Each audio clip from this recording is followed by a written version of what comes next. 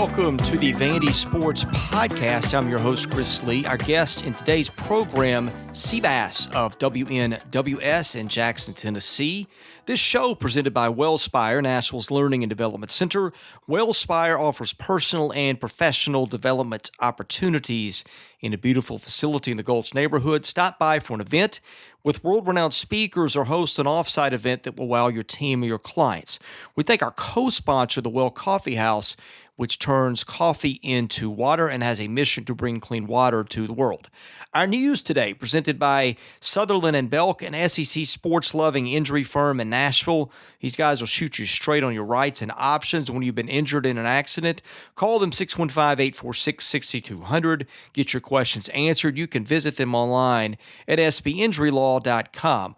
Well, with the focus on baseball, we haven't talked a lot about football commitments. There's been just a rash of those lately. Just within the past few days, offensive lineman Jason Brooks, long snapper Wesley Schnelling, defensive tackle Jordan Butler, linebacker Griffin Lampton, and running back Rocco Griffin have all committed to Vanderbilt's class of 2020 within the recent few days. Today's guest line, presented by Boll & Branch, started by Vanderbilt graduates Scott and Missy Tannen. I've slept on Boll & Branch sheets for several years now. There has been no going back. There will be no going back. I had no idea how nice these sheets were until I got them. They are also fair trade certified, which means they're made under safe conditions by men and women who are treated and paid fairly. Try them for a month. There's a 1-month free return policy, which is a waste of my breath because you will not want to return these. Once you get them, get the mattress. That was voted best mattress of 2018.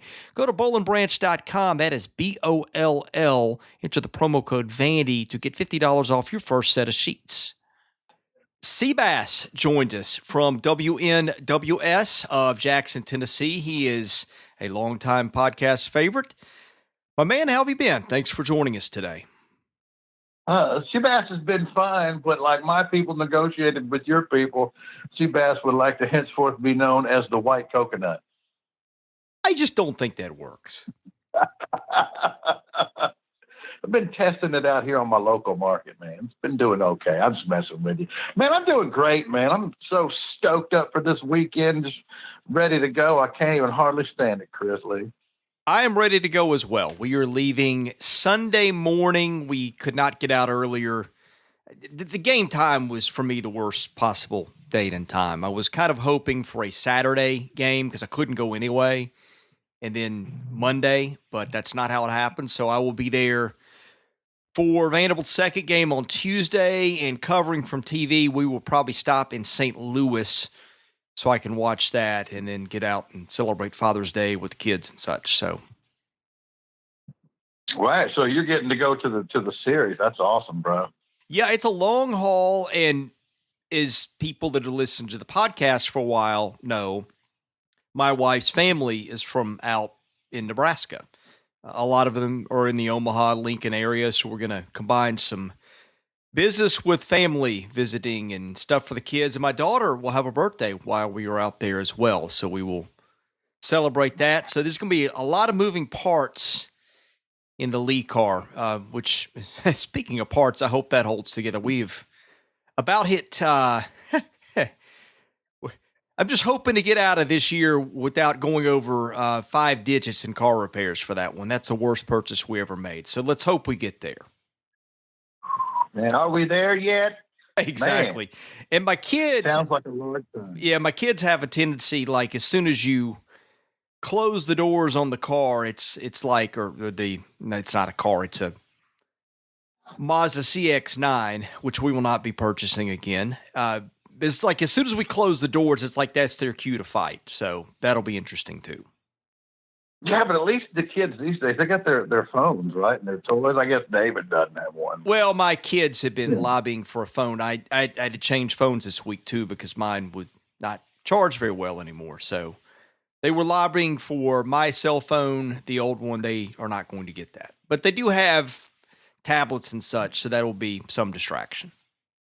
Is there any chance they're going to be watching, like football prospect film, huddle film and whatnot? I would not put that past David, but that I don't think that's on his tablet. So Fantastic, man. Well, hey, I tell you what. First of all, I got to watch pretty much every pitch of the Super Regional. I don't think I've spoken to you since Kumar ended all life on Earth a couple nights ago. That's one of the most impressive things I've ever seen on a baseball field before. And if I read this correctly, Chris, and if I'm wrong, I hope I didn't, because I conveyed this message on my show. But did I read correctly that all 19 punch-outs were strikes swinging and none of them were fastballs? you did read that correctly about all 19 being swinging strikes. I don't know about pitches. I don't know if all 19 were on sliders, but I do know they were all swinging. Even that in itself, man. 19 times with 2 strikes, they swung and missed. How do you do that? That was truly one of my favorite Vanderbilt athletic moments of all time. And baseball's third for me. But when you witness greatness, you got to acknowledge that, man. And that's one of the most excited I've ever been. Kumar, I couldn't have been happier for that performance. And by the way, what an amazing job of catching too.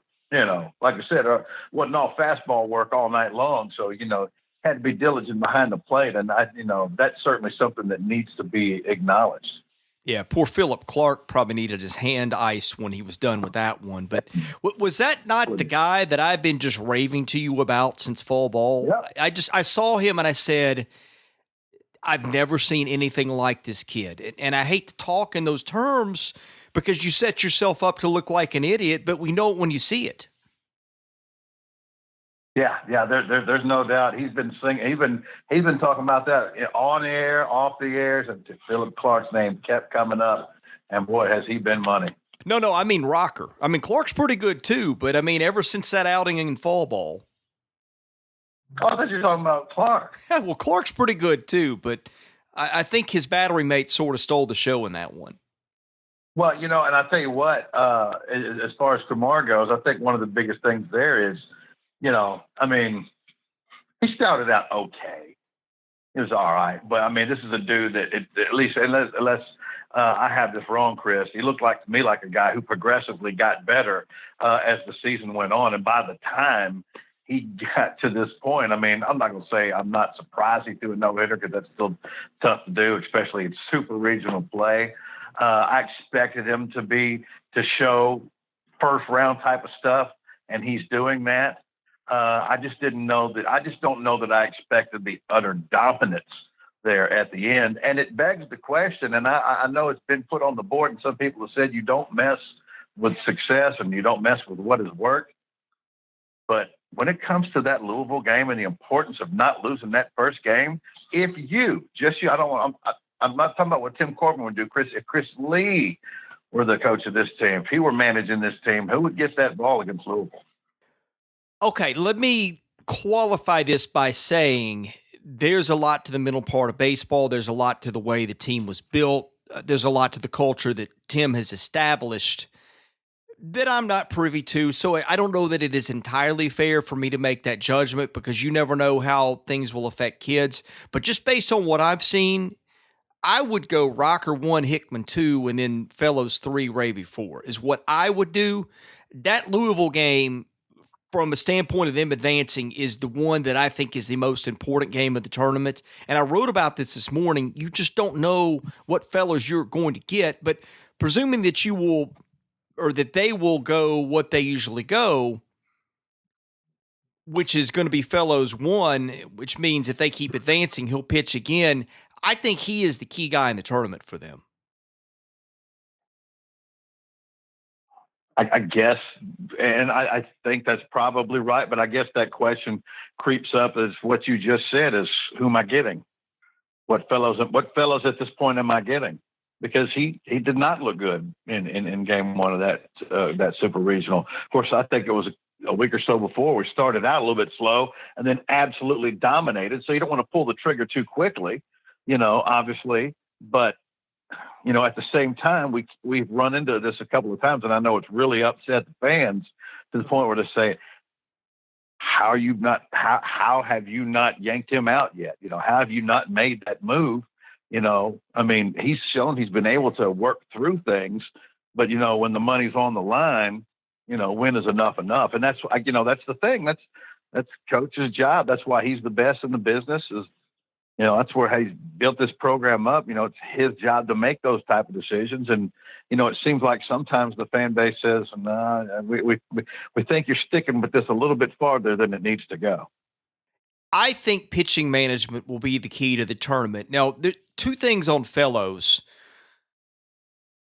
There's a school of thought that says, okay, if he's rolling along or not, or maybe not rolling along is a better way to put it, and he's struggling, you got arms in the pen that you can put in, which I agree with. But the problem is when you're facing a guy like Reed Detmers, who is a first-round prospect for next year at this point, who is an elite strikeout guy, strikes out 38% of the hitters, which is more than anybody on Vanderbilt's staff. You run the risk of something happening to him like Kumar Rocker showed. I mean, what if the guy gets into the 6th or 7th inning with a shutout, and let's say Fellows goes out there and has a bad first inning, gives up 2 or 3, and then he settles down? Well, maybe that's fine, or maybe they bring in somebody early and they settle down. Maybe it works, but maybe it doesn't, because maybe you're down 3-0 and maybe you never get that back. So that's one thing. The other thing is they really like Hugh Fisher, and I understand why. Hugh's got a great arm. That slider's unhittable, but Hugh's given up a run, I think, 5 of the last 6 outings. And you get guys in the bullpen that I trust a whole lot more. And again, I am not privy to what they see away from the field, but I know what I see on the ball field. I really trust Ethan Smith a lot, and I really trust Eder a lot, but those two are behind Fisher in the pecking order, late innings. Now, those two also were guys that come in earlier. If a starter is struggling, they've got to have a pretty quick hook with Drake if it's not working because of who they got on the other side of the hill. And maybe you get the Drake that goes 7, gives up 1. I'm not saying pull him at the first sign of trouble in the first, but I think if he gives a couple free passes, I don't care if it is the first inning, you get arms up in the bullpen, because there might not be much of it tomorrow. I mean, when let's say they lose game 1 and go to game 2, Mississippi State, I know it won't have Ethan Small on the mound because Auburn will get to face that guy. Good luck to them with that, which Auburn, by the way, beat him, I believe. So there's that, but whoever State throws is a big step down from Small, and I would assume it's Jared Liebelt. It could be Ginn. Ginn didn't pitch at all last week and only threw 30-something in the regional and did not pitch well then. But I don't know. You just – your margin for error is a lot less because Duke, as well as Duke played, Duke's not in that bracket, and the teams that are there are much better. That's what scares me. That's why I just think that start is so important. If it's me, I'm starting Rocker, but they're not going to do it. So the question is, how do you manage from there? And I think they've got to really be careful. I don't know. They brought Fisher into that spot on Friday night, and the game was still in the balance, and he was bad. And that's happened a lot lately. I'm not saying he's not a talented arm. I'm not saying he doesn't have more upside than anybody on that pitching staff professionally outside of Kumar Rocker. But now is now, and it's winning in Omaha, and right now it's just not working for him. Yeah, I mean, it's not a knock. You're saying since we're not pitching well right now, and that's the truth. Right. So, I mean, that's what it is. It's not a criticism. It's the reality of the thing. One of the that pitching performance by Kumar got a lot of talk here, got a lot of play here in Jackson on the radio, and I actually had a couple of people who, and I don't agree with them. And I'd be interested to see what you think, and maybe you've mentioned it in another podcast. I don't know, but a lot of them thought that 130 plus for a freshman, especially considering how many off-speed pitches he threw, they thought he should have came out, even with the no-hitter. I can respect that argument. I will say that you have seen Tim do that with a couple of guys. And there were David Price, who really hasn't had a lot of arm issues to speak of, and Kumar Rocker, who is just a physical freak. I generally agree with that, but occasionally there are guys who are just off the charts. They're in another world physically and mentally, and I just think occasionally it warrants that. I can understand why. Maybe nobody's immune to that, but I've seen it too much with Tim that he kind of knows what he's doing with that, and I can defend it in that regard because I just think he's a physical freak that there's not another one of in college baseball. Yeah. You know,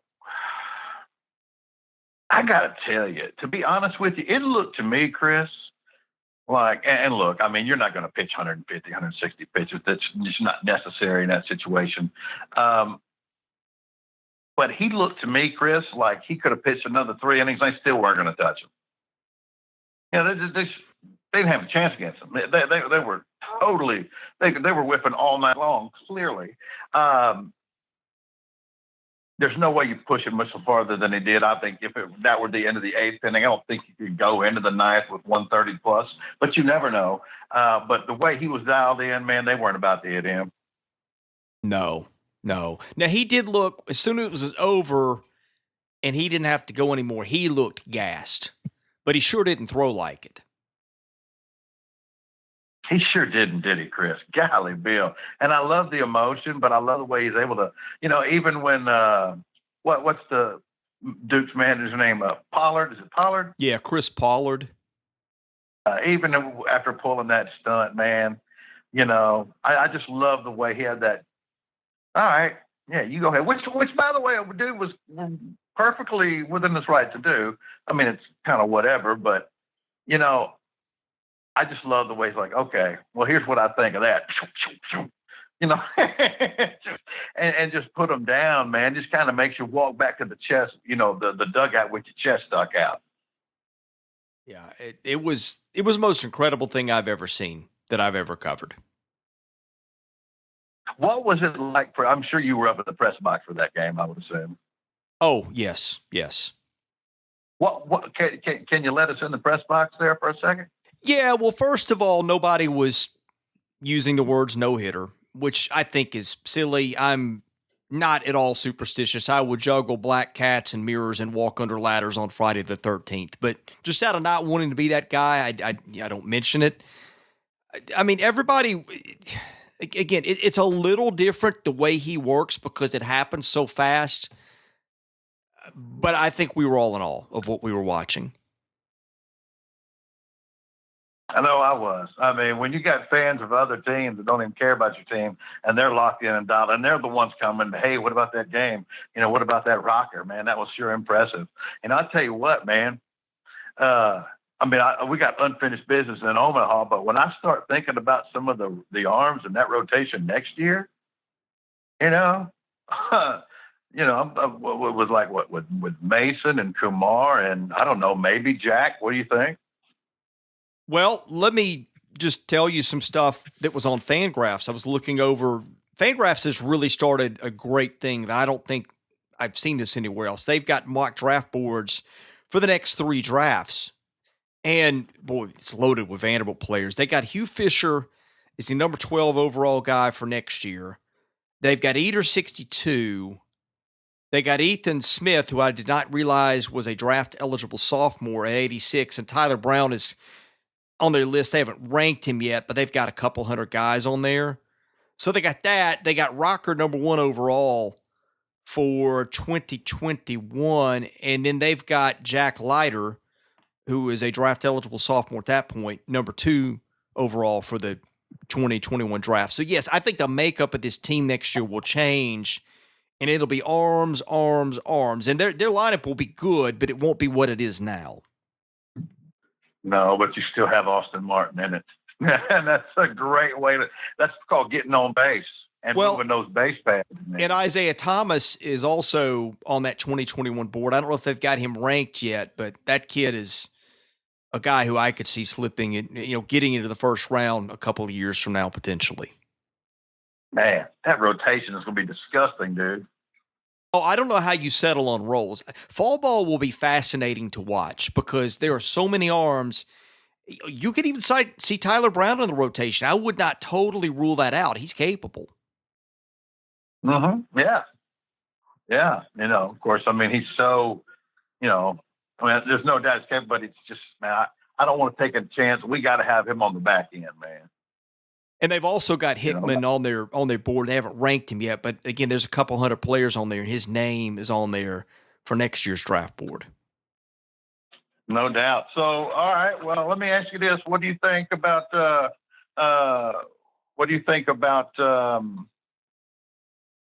This weekend, man? What do you think about the first game? I think they win. Just because it just seems like when push comes to shove, they do all year. But I'm not super confident. Just the dynamic of this whole thing, the way it starts, who they face, who they've got to play. If they don't get there, I hate to say this, I'm going to pick them to win the whole thing just because I think they're the best team. I would also not be stunned if they go 0-2. I take that back. I would be stunned if they go 0-2 because they got Rocker on the mound in game 2. But I don't think it's out of the realm of possibility. I mean, here's the thing. I guess the flip side of that is I'm thinking through it. Their pitching gets stronger as they go. But your pitching could be great, and you lose it for an inning, you walk a guy, you hit a guy, throw a wild pitch to there, something off the bat handle, scores 2 runs with 2 outs, and if the guy on the other mound is good, then your season's over. So it's the randomness of baseball that worries me, combined with the fact that they're going to throw Fellows first, and he's been good more often than not. But 4 of his last 6 have not been good. That includes Auburn, which I kind of give him a pass on, but it is in there too. I give him a pass because that game should have been stopped before it was. It was ridiculous. Nobody could hold a baseball. I don't know. I would feel a lot better about it if they were on the other side of the bracket. And that's where, I pound the NCAA for stupidity and doing stuff. Mississippi State should have never been a 6 seed. State should have been probably a 3 and on the other side of the bracket. Yeah, I totally agree. By the way, did you see? I looked it up yesterday. Looked at one of the sites for the Vegas odds on the World Series. Of course, Vanderbilt was at the top, but they were co-favorites. Did you see who was co-favorites with them? Arkansas. Am I wrong for being surprised by that? No, I think it's the bracket, man. I think you've got Mississippi State and Vandy are the best 2 teams in this tournament. They're on the same side of the bracket. Arkansas has been there. The odds changed significantly once it got to Omaha because Vegas was not as confident about Arkansas getting out of its regional in a tough matchup with an Ole Miss team that kind of had their number a lot of the year, as it was about Vandy getting by Duke. And now that both have advanced and they've reset it, that's why. It's the bracket, and it's the fact that I think that was priced in ahead of time, what the super regional draws were. And maybe so, but here's the way I'm looking at it, because the 2 bottom teams that were ranked, I mean, I get Michigan being the bottom. I mean, look, they're an athletic team. They knocked off a good UCLA team, but I get them being at the bottom there. But what I was surprised about, the second lowest team was Florida State. Look, I get the record and I hear you and all that, and there have been better Florida State teams. But, dude, they handled the Athens region and walked into Baton Rouge and did a little pimp slapping and walked out the back door. And it's not like we all know what their motivation is at this point. I think just if there's money to be made, it'd be made on Florida State, I would think. Maybe. I'm going to surprise you. I'm going to say Michigan. And here's why. They had 2 of their starters selected in competitive balance B round in this draft, which is top, 75 or whatever? Yeah. That's 2 of their starting pitchers. They have a couple of outfielders that are top prospects. One was drafted in the 3rd round this year. One of them is a couple more guys are decent prospects for 2020. And their 3rd arm, whose name escapes me, was pretty good too. I mean, I did a thing 2 weeks ago looking at all the arms in the super regionals, the starting arms, and Michigan starters had thrown like 45 or 50 innings more than anybody else's 3 at that point. I think that's something that people are sleeping on a little bit. And ask UCLA how tough those guys are. Oh, no doubt. Yeah, and Michigan's so athletic. I mean, they are. I'm interested to see what they do. Is that their first time in Omaha? Since 64, and I think they won it that year. And by the way, you know who their coach is, don't you? Oh, of course I don't. Eric Bakich, one of Corbin's assistants for his first several years at Vanderbilt. Yeah. I did know that. Excuse me. Actually, I did. I'm surprised. I know a little bit more about college baseball than I realized, and I did know that. Super guy, too, by the way. I really enjoyed knowing Eric while he was in Nashville. Okay, I know you wanted to talk some football, so let's open it up to go there, and I'll just let you start where you wish. Man, join me on this journey, man. Here we go. First of all, did you see the new digs? A little bit. I've not seen. Have they shown the whole uniform? I saw what was on Twitter. Yeah. And there were little bits and pieces, but I've not seen the entire thing. Has that been released? Yeah. Go over to the Vanderbilt football Twitter page. They released it, I guess, about an hour ago, maybe. Okay. Something like that. Look, it looks a lot like last year's, but it has the introduction of gray sleeves, around the gray shoulders. It's Gotcha. interesting. I certainly don't dislike it. I've liked our uniforms for the last couple of years, and I like the way they are right now. But go over and check them out. I think the gray is pretty neat. It's a nice injection into the uniform. Okay, I'm looking it up. Here's the other issue. I switched phones yesterday, and I guess I'm not logged into Twitter yet there. So I'm going to have to look at I'll give you a live reaction while I'm trying to look this up. I hope I can find the web-based Twitter. So I'll say this to you. It makes me like the white uniforms even better. The one they're showing is the white uniforms, Stormtrooper ones, but with a black helmet. But the injection of the gray sleeves, I got to say, it looks pretty cool. I promise. I don't think you're going to dislike it. And then the black uniforms are literally just the black uniforms, look like to me, but with some gray outlining and gray sleeves. Okay, here we go.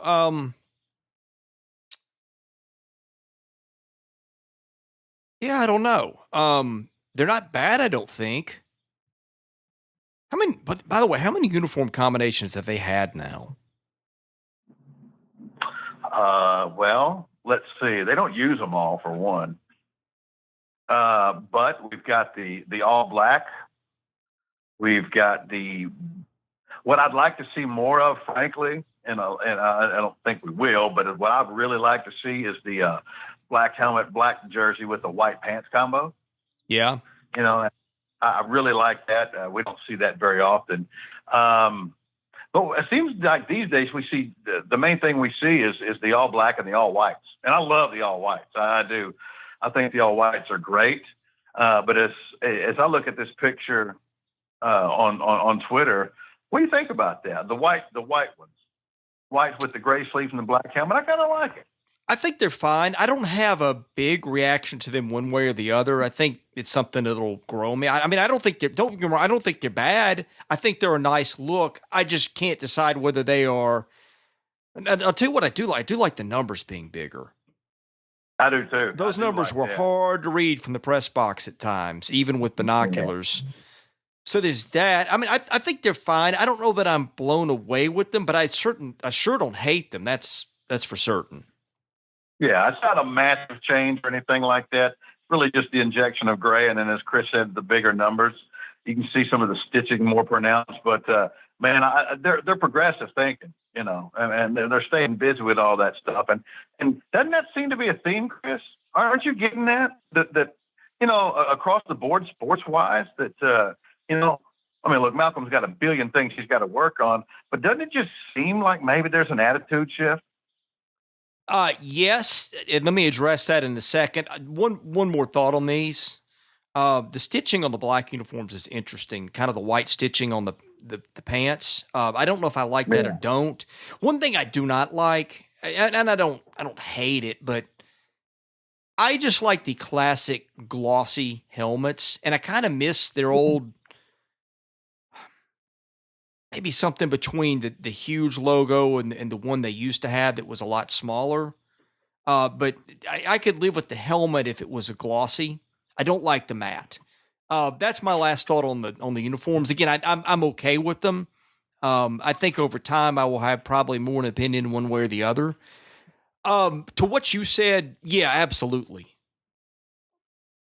The thing that I've told you is, and I think I've said this on the podcast with you before, you kind of get a glimpse of stuff behind the scenes in the media realm, just in how they deal with media, just the stuff day to day, game to game behind the scenes. And that's one thing.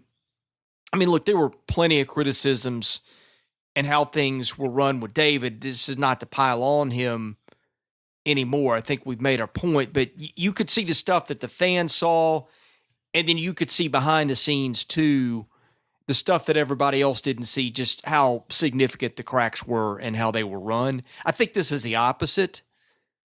I think that the things that we see behind the scenes that you guys don't see, I'm just seeing a renewed commitment to doing things first class, and I think the fans are seeing that well. I thought the organ music and the DJ for the regionals, you weren't there. I don't know how much you picked up on TV, was a phenomenal choice. I think that it added so much to their game day atmosphere. You look at what they're doing with giving Jerry Stackhouse a ton of help and analysts and things like that. I see the effort that they put into things in media relations, the things that I hear with fan relations. It's gone from the ship was kind of out there on the pond and rudderless, and it's gone from that to what I perceive as a very purpose driven. We really don't want to leave a lot of rocks unturned effort. Again, I don't see it all. I don't hear it all. But just from what I have gathered and what I have heard fans say, it is about as close to a 180 in the time that he's been here as I have seen. He being Malcolm Turner, by the way, I think that probably goes unsaid, but I don't know that I mentioned it by name. And I don't know how much of it was his doing. I would presume a lot, but he's the leader of that organization, and he's got to get the credit. Yeah, I really do. I just think there's an attitude shift across the board there that I'm happy about seeing. You know, I think social wise, I think Vanderbilt's making a campaign football wise to try to really lock in with its fan base and with the city of Nashville. These are important things that have to happen, and I see them happening. I like this little additions to the uniform, and hey, not to mention, you know, sticking with football real quick, good grief, Chris, we hadn't even got to the Friday Night Lights deal in June, which is already usually our big month anyway, has already been pretty kind to Coach Mason so far, eh?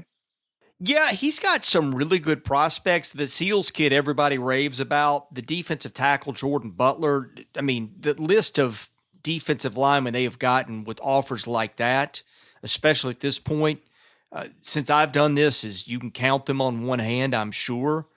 That's a big thing. You know, some of the other guys, Brooks sounds like a bit of a project, and Wesley Snelling, I mean, look, a long snapper doesn't excite people, but if you don't have a good one, you sure notice that quickly. So I don't have an issue with it. It's not just the number. It's really not the number. It's the quality of some good ones he's gotten early or above what they usually get. And I'll put it this way. I saw him in the press box. I'll give Derek a lot of credit for this. Derek is really supportive of that baseball team. You see him at a lot of games. He comes up to the press box and watches a lot. I usually don't talk to him in depth a lot, but I'll say hello, a little small talk for just a minute. And Derek is always gracious and kind. But I saw him in passing, and I just said to him, because it was the night they got the Butler commitment, I said, you know, that looks like a big deal to me. You don't get, and by you being Vanderbilt, I said, the school has just not gotten a lot of kids like that on the defensive line historically. And he broke out into probably the biggest smile I have ever seen him give. And he just said, "I will neither confirm nor deny that." And we had a good laugh over that. But you could tell that was one that meant a lot to him. You just don't. I mean, I've seen some of the film, and I look at him and the stature, and I think to myself, we don't. That's not normally what we do. We develop them, and build them up into that best we can. But I'm telling you, Chris, I mean, in the position that has been by far the hardest to recruit, and potential is what it is. But golly, Bill, Chris, Derek Green, Davion Davis, Jordan Butler, Rutger. I mean, who knows if any of them are going to turn out to be great players or anything like that. But just from a stuff standpoint, from a coming into this program, I don't remember anything like that at that position. I think one of the biggest things that has happened with them is I think it's become easier to get players in school. And this is me putting two and two together, okay? Where have they benefited more in recruiting since that Tennessean article came out last August? That would have to be it, right?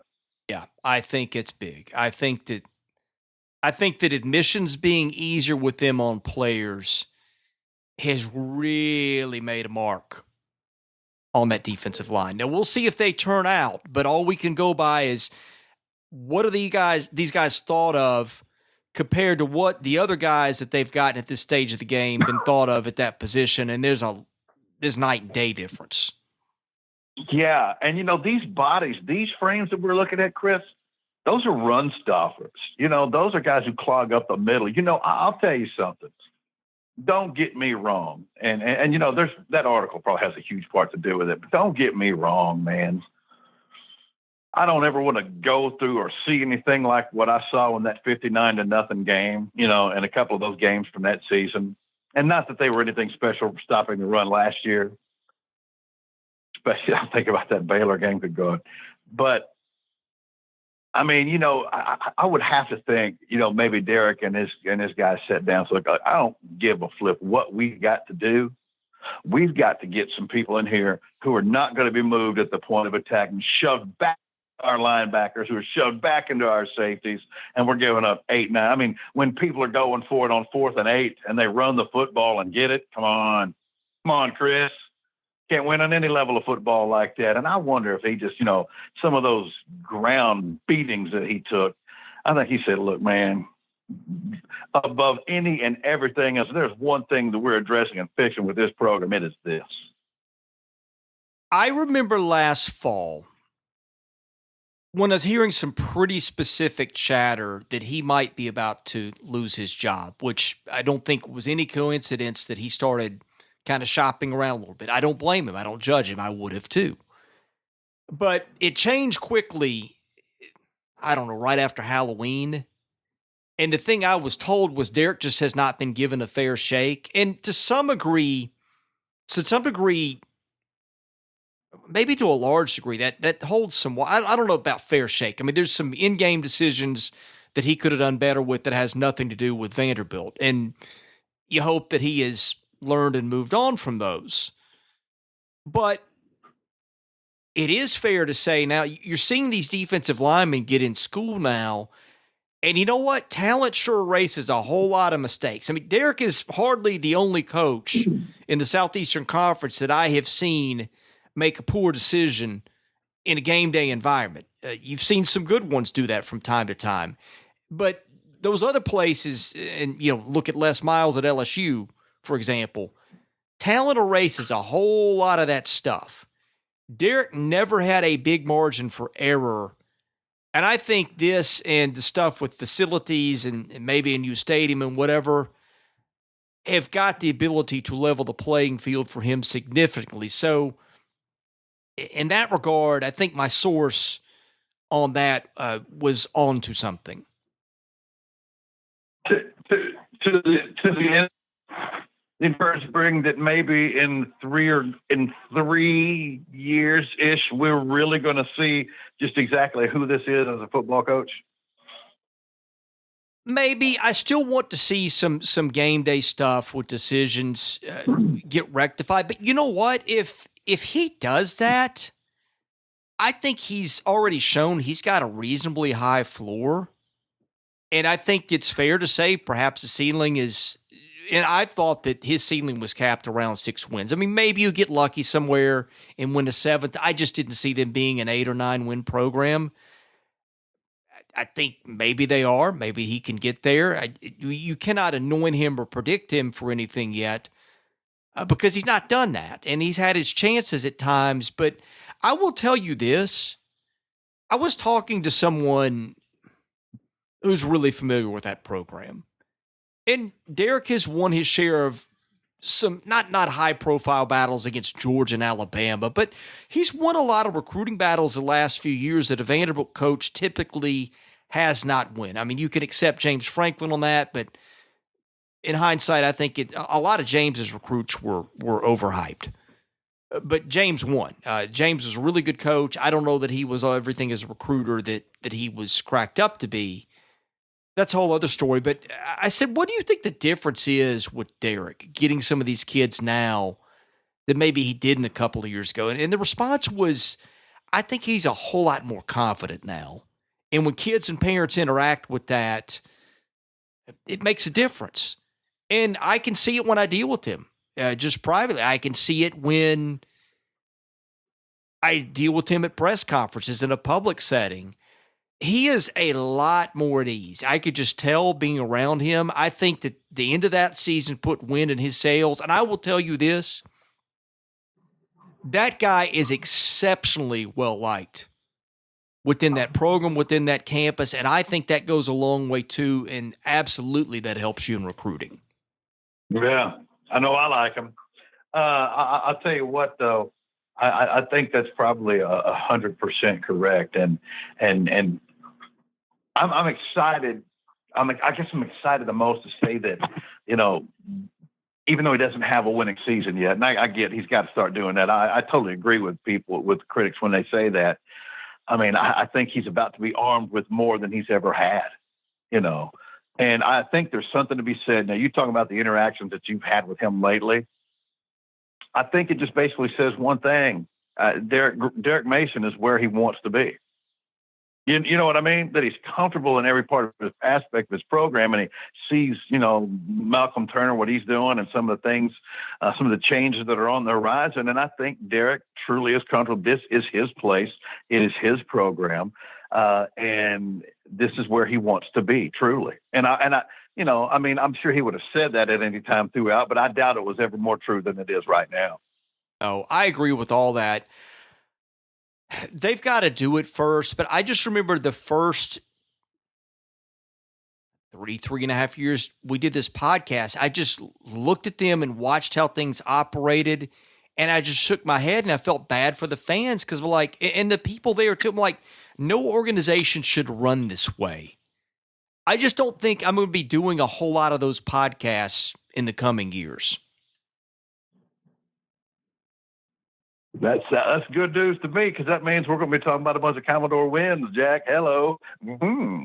Well, and I don't think football for a long time, it just was presumed as a death sentence, and I don't see it that way anymore. I think if they start investing in stuff, I mean, they have been in flashes remarkably competitive this decade. I just think in a way that probably none of us saw coming, and that's with one hand tied behind their back and another one being pulled by someone before the rope could be tied. Right. Yeah. Well, it looks like that's not the case right now. We're about to, there's a chance we could be embarking on a whole new everything when it comes to Commodore athletics. I'll be honest with you, for the first time in a long time, I'm truly, Chris, excited, almost across the board. Look, we've certainly got some work to do in basketball, and I think it's going to be done. I know a lot of people have been commenting about how we have so many different, people and personnel for this men's program. I mean, doesn't that doesn't that scream to you that it matters to us? We intend to fix this. I'll put it this way. Again, I don't pretend by any stretch of the imagination to see and know and hear everything. But since Malcolm got here, I've not really encountered anything anecdotal that suggested to me that they weren't pretty far in this thing. Where, for the 3 years before that, it was everything indicated this is a joke.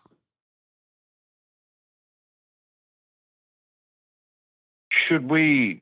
Because we don't really hear a whole lot from Malcolm at this point, and then I get to June, and I get all that, but I guess that's probably a good thing, right? I mean, because it sounds to me like he's hit the ground running, that he understands the need to, not total transparency or anything like that, but for the people that he's helping trying to cultivate this program across the board athletically, that we need to see that things are going on. And he seems to be present and out front. And, I've even seen him, Chris, and I don't remember who it was, but I've even seen him interacting on Twitter with Commodore fans, saying thank you for this or this and that, and commenting a time or two on stuff. And it's him. It's verified. It's definitely him. But interacting with the fan base, cool.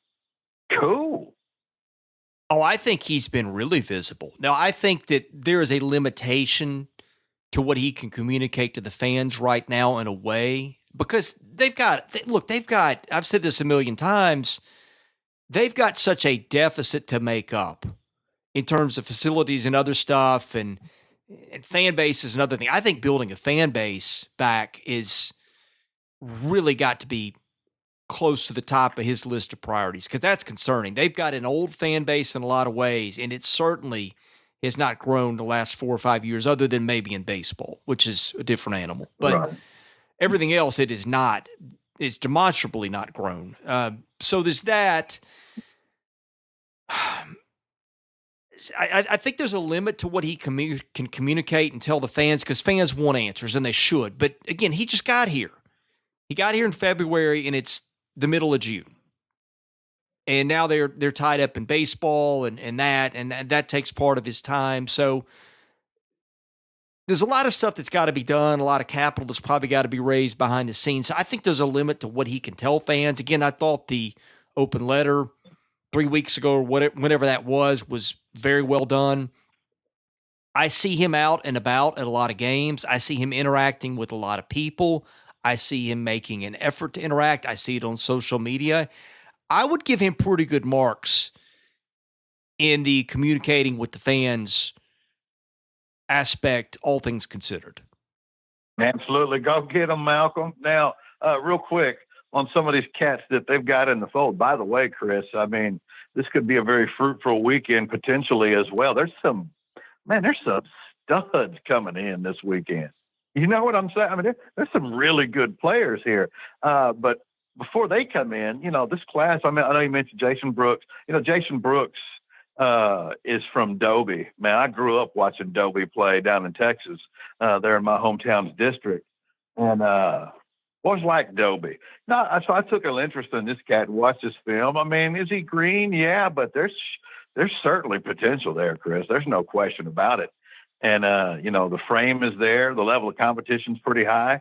From what I understand, he's pretty new to the game. And that's good, just to flash that. And then, by the way, it's not like, Vanderbilt and Coastal Carolina are the only other teams that are looking at this guy and offering. I mean, Boise State's thrown out an offer.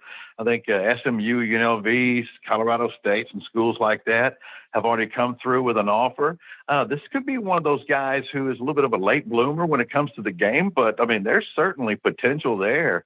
I love Griffin Lampton, and I know he's transferred over to St. Thomas, which I think can only be considered a good thing.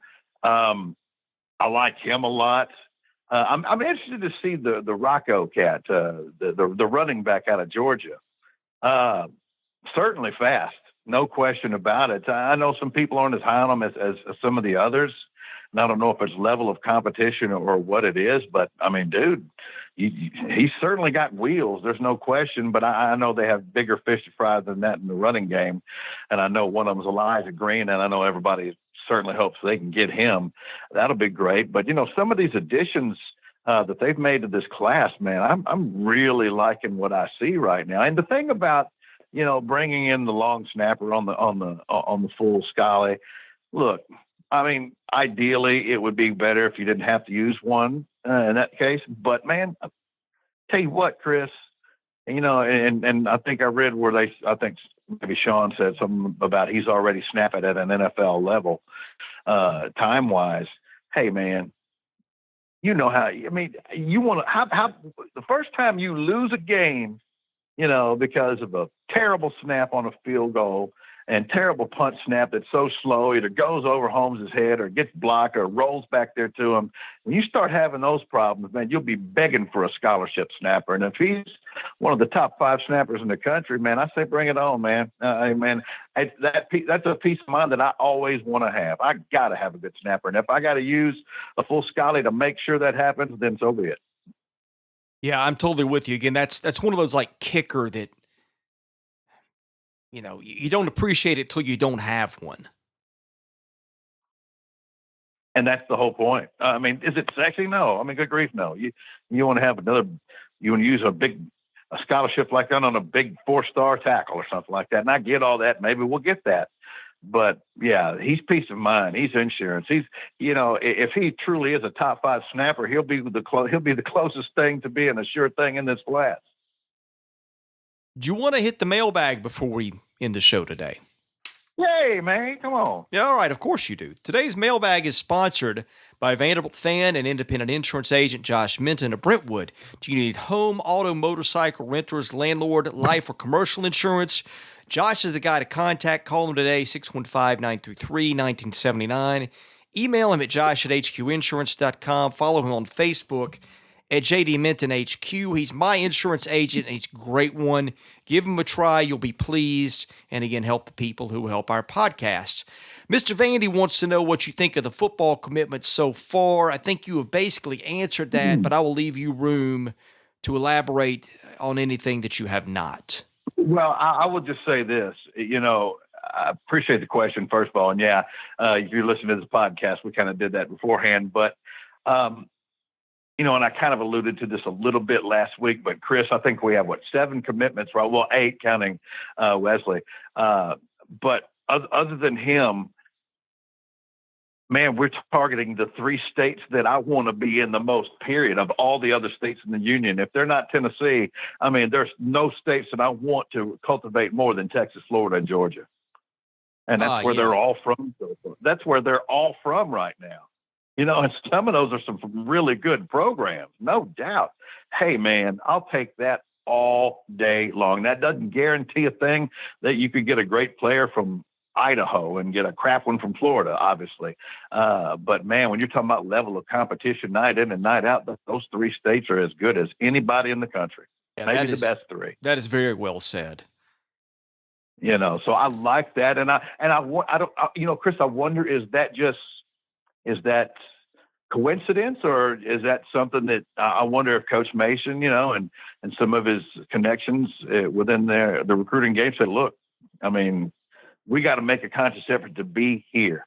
I know a lot of those schools, there's some schools like up north, I know Iowa State was always trying to get into Florida, and Rutgers and places like that, always trying to get down to Florida and get players out of there. You think Derek Mason and his staff have targeted those 3 states and said, this is where we need to be outside of our state? Yeah, that's a good question. I have not asked, but wouldn't be hard to find out. Man, the people to ask. Yes, we do. Chris, something to my everlasting shame, and I'm ashamed of myself for this. I've never met Coach Mason. Yeah? No, I have never met Coach Mason. I am so ashamed of myself. This year, that changes, okay? We're going to make sure that happens on one of the Saturdays. I'm coming up, and I want to look Coach in the eye and shake that man's hand. Have you had him on your show before?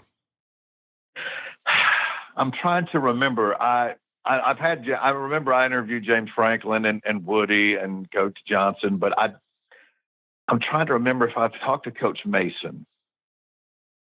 And I don't remember if I did in Nashville. You know what? I think I did in Nashville when I did that little skit. You know what I did? I talked to him. I did a little stint in Nashville for about 6 months. And yes, I did talk to him one time, but I've never met him face to face, and I'd like to do that. Last question from Crime Door. What do you both think about Nashville's side of the World Series bracket from the perspective of how familiar the other teams are?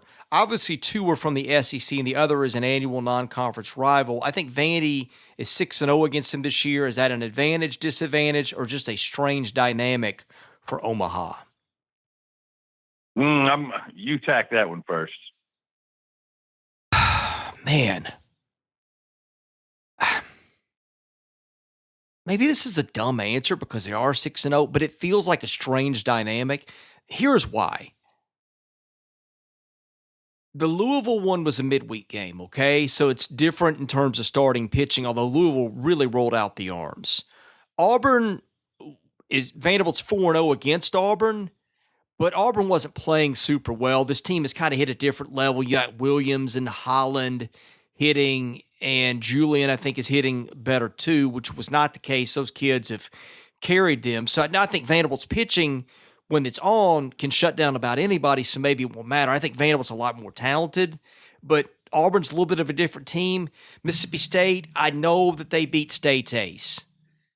But if you go back and watch that game, Vanderbilt's one run was scored on a fly ball off the handle that just dropped and left over the third baseman's head and in front of the left fielder and wasn't hit hard. And State had a good number of more base runners, although Drake Fellows pitched exceptionally well that night. So I'm not going to say Vanderbilt beating State was a fluke, but it's one of those games you watched, and I'm not going to say Ethan Small got outpitched because I don't think that he did. It just was one of those that's baseball games. Now, look, I know better than to excuse all that and say it doesn't mean anything. But to me, the truth is somewhere in between, hey, they're 6-0 against them, and it means nothing. But let's say a couple things here. First of all, for the Louisville thing, if I remember correctly, they were trying to win, and I understand it was midweek, but it's midweek for both teams. But if I remember, didn't they use 9 relievers in that game, or did they use 9 pitchers in that game? They did, and a lot of them were some of their key guys. I think I'll look it up. I think McAveen threw in that game, and yeah, it was their top 2 in the pen, and they got touched up. So they clearly wanted to win that game. That doesn't mean they can't win the game this weekend, because clearly they're good enough to do so. And with Auburn, Chris, my comparison may be way off. Again, I'm swimming in deeper waters than I like to. But would you compare this potentially? I'm not saying that's who they are, but a team was just okay, but then got hot, and then really got hot come regional time, and then played well enough to win a super regional against a very good team. So it kind of reminds me of a team who was so, but got hot come playoff baseball time. Didn't we just get through beating them in a super regional? In SEC tournament, yes, beat them 11-1. No. I'm talking about my comparison, Duke. Oh, I see what you're saying. Yeah, I mean that's a fair point. I think, and look, I will put it this way: I think Auburn playing its best, Vanderbilt's still a cut or two above, but it's not the same team. Now, this will make you feel better. I've gone back and looked at who Louisville threw that day. Louisville started Jack Perkins, who's getting some buzz, at least on Fangraphs, as a top half of the first round guy 2 years from now. They threw Adam Elliott, who is one of their better late relief arms, probably maybe their second or third best. They threw Kirian, who's maybe their best relief arm, outside of McAveen, who they also threw. Man, they hit Kirian, they hit Perkins. They threw Shea Smitty. They threw Garrett Schmeltz, who's back in, and then a few other guys. But, yeah, I mean, they threw – other than Detmers, who's their Friday starter, and his rotation mates on the weekend, they threw basically everybody they had at Vanderbilt that you'd want to throw. And Vanderbilt won that game 6-2. So maybe that means more than I thought. But I've seen that game too, where the team that wins that in the regular season has the worst postseason of the two. So, which is probably coincidental, but I don't know. In Louisville, a lot of times that schedule wasn't as demanding, but the thing I always say is it's about the arm on the other side. McAveen, man, the numbers, he struck out. What was it? 100 and I'm sorry, I'm looking at McAveen. He struck out. Reed Detmer struck out 162 and 107 and 2/3 innings and only walked 27. Man, that's awesome. That's elite. and that is because the guy's stuff varies from game to game. And he's been ordinary. I mean, he got hit 3 or 4 times in conference play, but it's like Kumar Rocker the other night. You come with your A game and you know, when you're really good and you've got your great stuff, usually you can beat just about anybody. And that is my concern for them, is just that matchup on the hill tilts a lot more in Louisville's favor, in my estimation, to start game one. It may not play out that way. I think Vanderbilt's lineup is better than Louisville's, which I think Louisville's lineup is good. And keep in mind, you've seen Drake be pretty elite at times too. So that's in the realm of possibility. But I just think there's no doubt in my mind that Louisville's throwing the better starter. And I think that is a concern when you start in game one. Fair enough. You know, I trust this lineup. I do, even though they do have the advantage there. I'll trust this lineup. This is the same lineup who gave up 18 runs in the first game of the Super Regional and still outscored the opponent for the series. Yeah, that was crazy. I mean, you know, God, this team's a lot of fun to watch, Chris. I'm glad you know, I'm glad you hyped them up the way that you did. They've lived up to it. But as we get ready to exit out, because I got things to do, Jack, as we exit out, because of the domination we've seen this year, what are we, Chris? Is it 54-11? Is that where they're at now? Yeah. 54-11. The way they dominated a conference who is as good as it ever has been. The 26 out of 27 in the season. Somewhere in that neighborhood, making it to Omaha. Are we in a situation where this is one of those, okay, you have to finish the job here, or, you know, this season it was nice, but not what it should have been? Do they have to win it all? Or have they set themselves up in that situation for the season that they've had, that they have to, not just that we want them to, but that they have to win it all for this to truly be considered a great season? I don't think so. I do think that there is probably a little bit of premium on at least getting to the title game. I think they'd be judged differently if they get there, even if they lose, than they would if they fall anything short of that. Now, I will say this. I think right now, and it could change, they may fall flat on their face in Omaha, which I don't think they would. I could see them losing 2 games in their first 2 and still playing really well. My opinion of them, again, the matchups make me nervous from that standpoint, but my opinion of them right now is this is the best team he's ever had.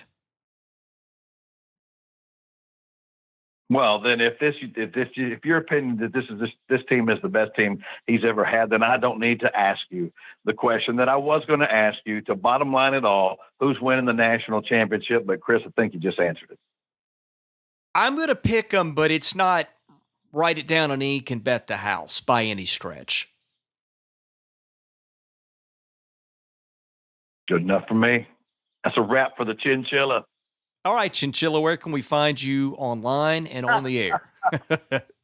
or is it the white coconut? What is it you're going by right now? No, the white coconut's what I'm going by right now.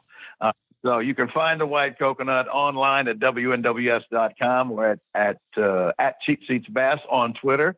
Love to hang out with Vanderbilt fans there. And if you happen to be in Jackson Monday through Friday, 6 to 8 p.m. on 101.5 FM, called the Cheap Seats. He's Seabass. I'm Chris Lee. Thank you for listening. We should have one more podcast later this week with New York Door. I hope you will listen to that. I hope you enjoyed today's show.